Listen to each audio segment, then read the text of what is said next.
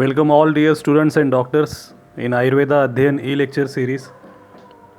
Today there is a 19th lecture and topic is PCOS Ayurveda perspective. Before this we have completed 18 lectures and different topics in Ayurveda Adhyan. So let's start with today's session. Before starting today's session, we'll do Naman to Lord Dhanvantari. Om Sri Dhanvantare Namaha. So today's topic is PCOS. What is PCOS? PCOS is polycystic ovarian syndrome. Poly means it denotes multiplicity or several or more.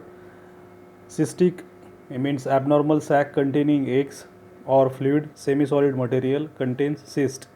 Ovary, that is reproductive glands. Syndrome, that is set of symptoms. So I want to share something about PCOS. It was described in 1935 by Stein-Leventhal. So it's called as Stein-Leventhal syndrome. In India, PCOS affects 9 to 22% of young girls in their reproductive age. So it is highly heterogeneous syndrome of clinical or biochemical androgenic excess, absence of hormonal levels, and ovulatory dysfunction. So let's go to the next slide. PCOS incidence among total female population, 6% population is suffering from PCOS. About 50% cases within the age of 20 to 30 years, 60% present with anovulation, 90% with hirsutism, 80% with obesity, 30% with infertility. We'll go to the next. In this slide, we can see the PCOS cycle and normal cycle. So PCOS cycle, in this diagram we can see the follicles in the ovary, and in PCOS cycle, in regular cycle we can see the follicles in the ovary, and PCOS cycle we can't see so much follicles. In pituitary hormones like FSH, LH, in regular cycle they show in activity. In their second diagram there is no activity we can see of FSH. Well, to the next. In this diagram we can see a normal PCOS cycle with ovulation. There is a size of 10 mm, then pre-ovulatory phase, and then ovulation. In a PCOS cycle there is size less than 10 mm, that is 8 mm, and there is not rupture of the cyst ovum, and cyst formation is there we can see. So PCOS etiology. What are the causes of PCOS? Genetics, lifestyle are the basic reasons. So we can see the next slide. First is genetic factor. It is genetically determined ovarian disorder, and genetics linked to diseases, as research show genes implicated in development of obesity linked to susceptibility of a PCOS. Second is environmental factor. So lifestyle affects the phenotypic expression of PCOS, weight gain, metabolic and reproductive abnormalities of PCOS, as evidenced by increased obesity as well as insulin resistance, hypoandrogenism, and menstruation irregularities. Psychological factor is third. Of course, it is caused by psychological factors like stress, and stress can disturb menstrual cycle, and it changes in hormones such as its increases of cortisol and prolactin level, which affects menstruation. Insulin resistance is the fourth cause. Metabolic disorders show insulin resistance, and most of women with PCOS and young and develop insulin resistance, and then hyperinsulinemia and glucose tolerance also, with impaired glucose tolerance testing. Hormonal imbalance, low sex hormone binding globulin, that is SHBG, increased levels of testosterone and hypoandrogenism, and increased LH. Miscellaneous, lack of exercise, lack of physical activities, lack of exercise, then variation in weight gain, hormonal balance are the main we can say the reason in PCOS etiology. So as per Ayurveda, there is no any direct reference as Ayurveda literature but we can correlate with some disorders in we can show in next slides. But in this we can see the reasons that mithyachar, unhealthy lifestyle, artav dushti, menstrual disorders, bija dosh, that is genetic defects. Certain unknown factors are responsible for development of female genital disorders, and one of them is pradushta ardava, which includes both of bija rupa and rajo rupa ardava. In this slide, Rajo Pradesh Vyadi, Santapan Ahar with and Vihar causing Vata Kapha Dushti and Medu Dushti will be key factor causing expression of this syndrome. So, Vandhyatva with respect to the Abij Sarga, that is anovulation. This Pushpagni Jata Harini reference we have shown here. Vrutha Pushpa, that is anovulation, fruitless or without conception. Yatha Kalam Prapashayati, menstrual irregularity, stula obesity, and Lomash Ganda, that is hairy chin and hirsutism. We can compare this symptom with these references. So PCOS etiology, Aharatmak Nidan, Viharatmak Nidan, Mansik Vidan, all causing factors we are trying to shown in this slide. You can watch later. We'll go to the further what we have timing bounding. PCOS pathophysiology. So in PCOS pathophysiology, we have shown here the risk factor insulin resistance like visceral obesity, family history, then genetic predisposition, aging. Because of these causes, there is a occurrence of insulin resistance, that is hyperinsulinemia. Because of this, there is a dyslipidemia occurs, that is changes in lipid profile. Glycemia is glucose transference decreases, then liver SSBG hormone increase, then pituitary gland LH increment, and ovarian androgen hormones increment. There is a increase in secretion of androgen. Then we can say hypoandrogenism and formation of PCOS, that is polycystic ovarian disease syndrome. So PCOS pathology, it is exactly unknown and or clearly not understood yet. It may be discussed under following headings. Before that, we can discuss how PCOS get formed. So FSH stir stimulates to the emergence to a new follicle formation from which a single dominant follicle is selected at a time of ovulation. Through positive feedback, estradiol stimulates GnRH and LH pulsatility, which turn supports growth and development of a dominant follicle. Upon reaching pre-ovulatory size, follicle stereogenic activity reaches a peak and produces a pre-ovulatory estradiol surge, and this surge either fruits to elicit an GnRH of subsequent LH surge or GnRH LH surge delayed. The dominant follicle therefore does not ovulate, but due to the ongoing LH pulsatility continues to grow and becomes cyst. So we can understand by this the pathophysiology or mechanism of formation of cyst. There is a increment of LH playing important role in formation of cyst. So first point, that is hypothalamic pituitary compartment abnormality. Increased pulse frequency of GnRH, that is gonadotropic releasing hormone, leads to increased pulse frequency of LH. So LH hormone increase and LH FS ratio also increase. Second is androgen excession. Abnormal regulation of the androgen forming enzyme, it's to be the main course of excess production of androgen from ovaries and adrenals. So second, unovulation. Unovulation, that is low FSH level, follicular growth is arrested at the different phases of maturation. Next is obesity and insulin resistance.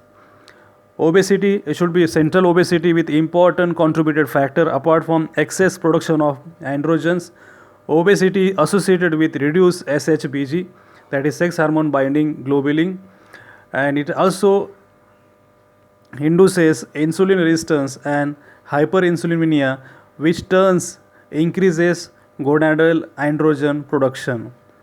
Then long long-term consequences, that is enterometrial hyperplasia, risk of developing diametrical carcinoma, a risk of hypertension, then cardiovascular diseases, fertility problems experienced by women which PCOS may be related to the elevated hormone insulin or glucose levels, all of which can interfere with implantation of as well as development of the embryo. Increase LH, that is luteinizing hormone, reduces chances of conception and increases the miscarriage.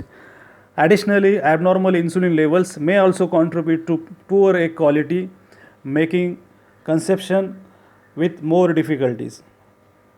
So in this slide we have learned about these things.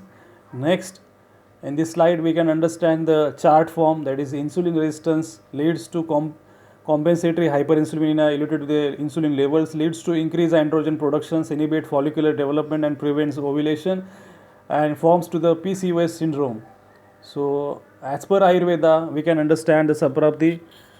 Nidan Sevan leads to Agnimandya, Agnimandya leads to formation of Amodpati, and Amodpati leads to Rasadhatu Dushti, that is Rasadhatu Dushti leads to Artav Dushti and Kapha Dushti. Kapha Dushti forms to the Srotorod, of course Srotorod leads to Vata Prakop and Medovruddhi and leads to Staulya. Because of Artav Dushti there is a menstruation disappear or does not appear in appropriate time or delayed or prolonged an intermenstrual period. There is a deficiency or loss of Artav, the pain in vagina, we can say Yonishul. Women get menstruation but doesn't conceive, and Stula Lomosha Ganda, that is chicks are corpulent and covered with hairs. Channel carrying Artava are obstructed by Vata and Kapha, so the not discharge monthly. So obstruction, that is Srotorod, it's important factor in formation of PCOS Samprapti. So as per Ayurveda physiology we can understood PCOS is due to Kapha blocking Vata and Pitta, hence movement is obstructed and the transformation process is suppressed. Agnimandya, Kapha Vardak Ahar Vihar leads to increase in Kapha, which results in Kapha dominance in the body. Kapha dosh, because of its properties like Shita, Manda, Guru, Sthira, causes diminution, that is Agnimandya of Jatragni starts affecting metabolic aspects in 7 tissue called as Dhatu Agni, which further causes Amasanchay in the body. So which dhatu get affected? Initially Rasa dhatu, Meda dhatu and Artav dhatu get affected in physiology, pathophysiology of PCOS. So pathophysiology according to Ayurveda, Kapha predominance. So there is a Agnimandya, and Agnimandya causes Kapha Vruddhi, and Kapha Vruddhi especially Kledak Kapha Vruddhi, and Kledak Kapha Vruddhi begins to move out in GI tract, enters in a channel of first tissue, that is Rasa dhatu. Then Rasa dhatu Agnimandya is there, and Raja is a byproduct of Rasa dhatu, and byproduct of Rasa dhatu, and menstruation fluid, as there is Kapha dosh dominance in the body, the menstruation fluid will also take on the quality of Kapha, which will begin into the block of Apan Vayu in Artava Srotas. Next is Amasanchay.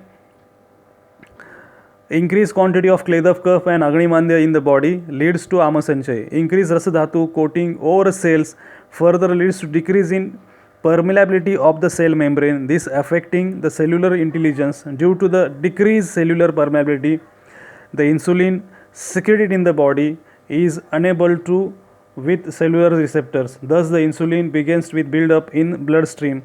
Thus we can see increase in the level of insulin in PCOS.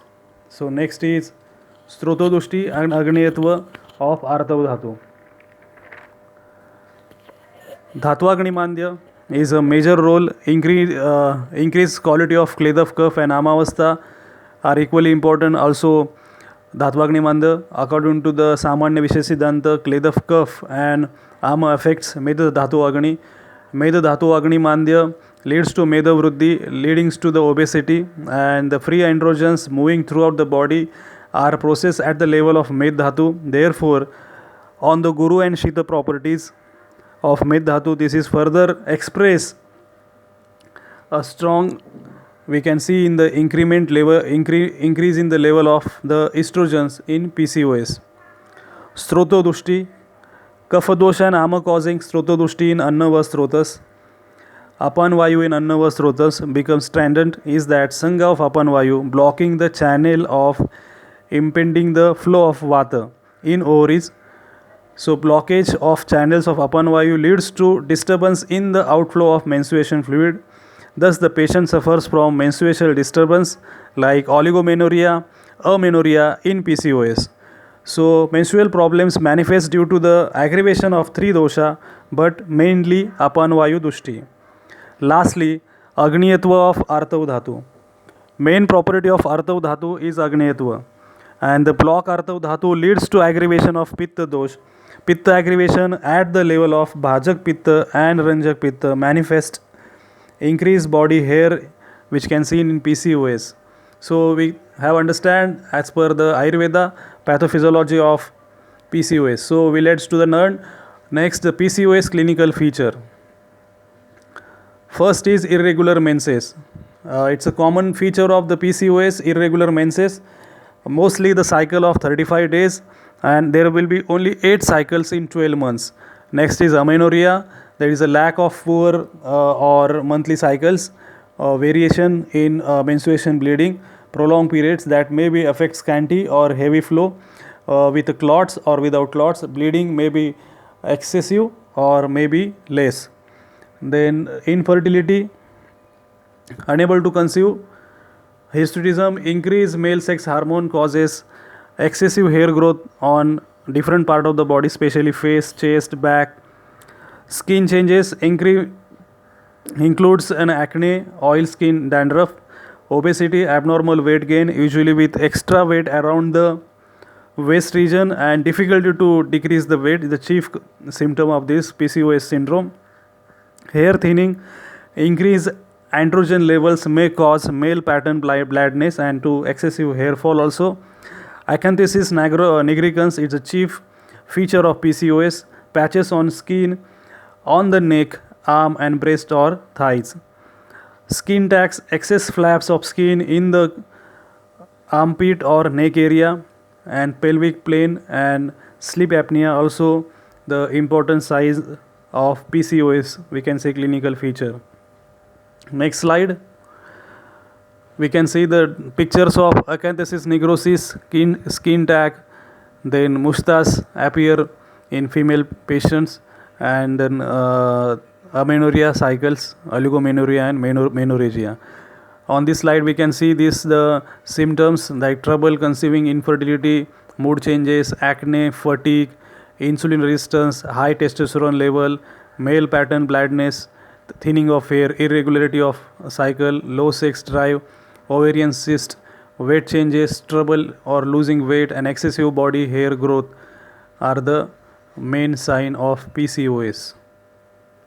So PCOS and Ayurveda correlation. As per the opinion of different Ayurvedacharya or senior Ayurvedacharya in Maharashtra, we have studied so many lectures among they are correlating with these 6 different types: Kafach Prameha, Kapha Vruttavat, Kafach Granthi, Granthi Artav Dosha, Meda Vruttavat, and Staulya. It's a subject of Ayurvedacharya. As per Ayurveda gynecologists, their perspective is like this: Arjaska, Yonivapat. These 8 types they have correlating with the different texts like in Laghutrayi as well as Brahatrayi. So we'll try to learn each of them correlation, how we can correlate this particular title with PCOS.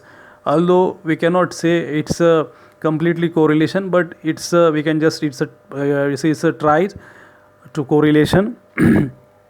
First is Arjaska Yonivapat.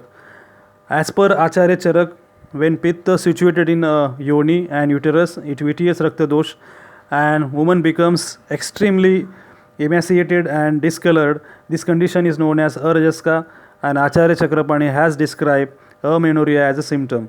So Arjaska chief symptom is amenorrhea, and amenorrhea also one of the symptom of PCOS. So in this point we can correlate with PCOS. Second is Lohit Kshaya Yoni Vapat.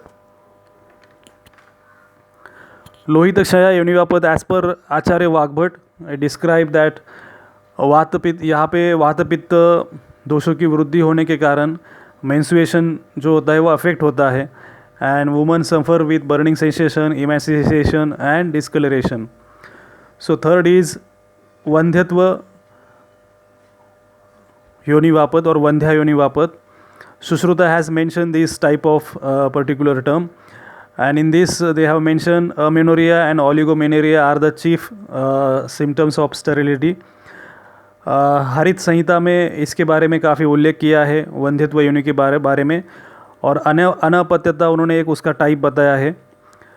और अनापत्य जो वंध्या योनि है can be fairly compare with PCOS due to similar features of like anovulation, and there is absence or irregularity of menstruation, so which result in sterility. Then artava drishti. Vagbhat states that the artava can be vitiated by dosha resulting in the 8 types of artava drishti. Such a vitiation leads to abhijata, and abhijata can be correlated with anovulatory menstruation, and anovulatory menstruation it's a feature of PCOS. In this effect, we can correlate with PCOS. Nashtarthav explained by the Acharya Sushrut, and this Tridosha obstruct the Srotasa and regulating the menstruation, causing arresting of menstrual flow. Pushpagni or Zataharani as per Acharya Kashyap. Such a woman menstruate, but it is not useful, it is just useless. So we can say Vyatha Pushpa. There is an anovulatory cycle, and at there is appearance of hairs on the cheeks, so we can compare it with the hirsutism, and we can understand as per this term hypoandrogenism. And the Pushpagni Jataharini seen very much similar with PCOS syndrome. Then Abhija means we can say anovulation. Sushracharya has mentioned these types of Shukra Dushti. The same we can understand Raja Dushti also. So Raja Dushti, that is a Hetu Sevan of Tikta Katu Kashai, Atilavan, Shastra Shara Agani, all these causating factors. And Shukra Raja Dushti leads to Abhijata, and Abhijata we can understand anovulation or amenorrhea are the main symptom. So anovulation we can correlate with PCOS symptom. Then Artav Dushti, Acharya Vagbhat states that Shukra Artav can to be vitiated by the dosha resulting in the types of Artav Dushti, such as vitiation leads to Artav Dushti. Then Rajo Dushti, last Acharya Sushrut result vitiation of Raja by the dosha, primarily by Vata Pitta, resulting in the Shinata. Shinata we can correlate with oligomenorrhea, and other features of this can be the features with we can say PCOS. So these are the feature we can correlate with PCOS symptom. Rest of the feature we can't correlate with PCOS. To the next, what are the complications of PCOS? So in this diagram we are trying to show the many of the complications of PCOS, like hypertension, high cholesterol, anxiety, sleep apnea, endometrial cancer, heart attack, that is myocardial ischemia, diabetes and breast cancer, and especially weight gain. So next, investigation. So there are so many investigations in PCOS patient. When patient come to your clinic, so how we can diagnose a patient with PCOS? There are 2 steps. The patient comes with a report, though easily we can diagnose, and second, patient comes with the symptoms and question marks. In that condition we have to do diagnosis. So as per clinical condition, as per question answering the per Prashna Pariksha, we can diagnose it at clinically, and as per this pathological report also with helpful to diagnose patient with PCOS. So for that, a 4 thing required for diagnosis of PCOS patient: the USG appearance of PCOS first, then amenorrhea or irregular menstrual cycle, second, increased pH level and increased prolactin level. On 4 these things we can diagnose patient with suffering from PCOS. So let's discuss all this investigation. First is TVS, that is transvaginal sonography, especially useful in obese patient. In this we can see the 12 or more follicles in ovary, and we can see the follicles are 2 or 9 in diameter and increase ovarian volume. Second is biochemical evidence of hypoandrogenism. The serum total testosterone also we can see in increment. Serum values like LH values we can see in increase values, along with LH FSH ratio also disturbed. Then reversible estradiol, and then SHBG, that is sex hormone binding globulin, also we can see increase in amount. Then serum prolactin levels also we can see increase. So the most important investigation, that is laparoscopy. So laparoscopic, that is a bilateral appearance of PCOS we can understand. Then serum prolactin levels also get increased, and then follicular study to understand the exact we have to understand the development of follicles. Insulin resistance, the raise for fasting insulin levels more than 25 microns international units. So we'll go to the next to study PCOS Ayurveda management. So it is an important part of this particular lecture. Before this, whatever we have learned as per a clinician or Ayurveda physician, what we need patients and with the symptoms and with the report, and as per that we can do the diagnosis as per Ayurveda way, and in which criteria our patient is fitting. On that criteria, with principles of Ayurveda, we can do the treatment of PCOS. Although PCOS is not discussed in Ayurveda literature, but we can correlate with the things which we have mentioned in earlier slide. On that particular symptoms, we can do the management of PCOS. So what are the steps? That is, the first is detoxification with Ayurveda Panchakarma treatment, Ayurveda medication, that is Shaman Aushadhi, lifestyle modification, diet modification are the important pillars in PCOS treatment. So what should be the aim to treating the patient of PCOS? Ayurveda treatment is applying prolonged approach towards correcting the hormonal imbalance, treatment to the obesity, treatment to the insulin resistance. So as already discussed, Panchakarma, Shodhan Chikitsa, Shaman Chikitsa, diet modification and lifestyle modification. So first, that is Nidan Parivarjan. So Nidan Parivarjan helps to preventing complications of any disease, especially with PCOS. We have to avoid Kafakar Ahar, Vatadustikar Ahar Vihar, Medovruddhikar Ahar Vihar, Vishamashan. We should be strictly informed to the patients. First is Shodhan Chikitsa. It eliminates vitiated kapha dosh from the body and resulting into relative increment in Agneya constitution of the body. So Shodhan Chikitsa is very important in PCOS patient. So these are the treatments which helpful in management of PCOS. For this, we have to understand the Prakriti and Dosha Avastha of the patient. According to that, we can select this type of Panchakarma like Vaman, Virechan, Basti, Uttar Basti and Nasya. So first is Vaman, a therapeutic medicine induced omitting therapy. We can understand this in language like Vaman treatment. So Vaman treatment required in kapha dominant persons where there is a avrod. In that we can do the Vaman treatment. It's a kapha छेदन आवरण चिकित्सा. वमन चिकित्सा काफ़ी important है. सो वो कफ दोष का एलिमिनेशन करने के लिए अग्नि विषमजन्य विकारों में उसका काफ़ी इम्पॉर्टेंट है. और रसाग्नि में धात्वाग्नि मांद्य को इम्प्रूव करने के लिए वमन चिकित्सा स्पेशली इन पेशेंट विद बहुदोष अवस्था इन कंडीशन में और कफ वातज विकारों में वमन चिकित्सा का काफ़ी महत्व है. सो वमन चिकित्सा से हम अग्नि को इम्प्रूव कर सकते हैं और संशोधन करके बॉडी का शरीर रुग्ण के बॉडी का प्यूरिफिकेशन अच्छी तरीके से कर सकते हैं. इसके लिए काफ़ी सारे द्रव्य आप है, उसमें इक्ष्वाकु का एक उल्लेख आया है. सेकंड बात करेंगे हम विरेचन का. तो इन आर्तोक्साई संशोधन अग्निवर्धन चिकित्सा ये आचार्य सुश्रुत जी ने बताई है और उनका मानना है कि बहुदोष अवस्था में संशोधन should be a first and main line of treatment. और उनकी जो कमेंट्री है चक्रपाणी, उन्होंने आपको वहाँ पे भी पढ़ने को मिलेगा कि वमन शुड बी फॉलोड विथ विरेचन इन बहुदोष अवस्था type of conditions. So metabolic waste को बाहर निकालने के लिए, टॉक्सिन्स को बाहर निकालने के लिए, हार्मोनल बैलेंस को करेक्ट करने के लिए vaman virechan treatments are very much helpful. और ये दोनों ट्रीटमेंट से हम क्या रिजल्ट पा सकते हैं? So we can see the changes in USG appearance, there is a decrease of ovarian volume also, and there is we can say no follicles, ज़्यादा पीसीओएस का सिस्ट उसमें उनकी साइज़ भी कम देखने को मिलती है, ऐसे रिसर्च पेपर कहते हैं। तो वमन विरेचन का काफ़ी अच्छा महत्व इस ट्रीटमेंट में है। आवरण चिकित्सा को भेद करने के लिए वमन चिकित्सा तो इम्पॉर्टेंट ही है।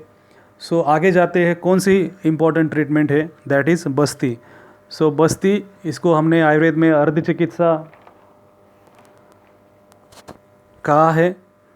और वमन विरेचन के बारे में बात करेंगे तो विरेचन के लिए काफ़ी द्रव्य हमारे ग्रंथों में बताया है। यहाँ पे स्पेशली तिवृत्त लेहम, एरंड स्नेह और कल्याण गुलम, इनका एक रेफरेंस लिटरेचर में आया है, काफ़ी रिसर्च पे हुए हैं। तो हम जब हमारे आयुर्वेद अध्ययन के व्हाट्सएप ग्रुप्स पे इसमें जो रिसर्च पेपर है, आपको जब समय टू समय इसके बारे में हम शेयर करने का प्रयास करेंगे। अब बात करते हैं हम बस्ती का।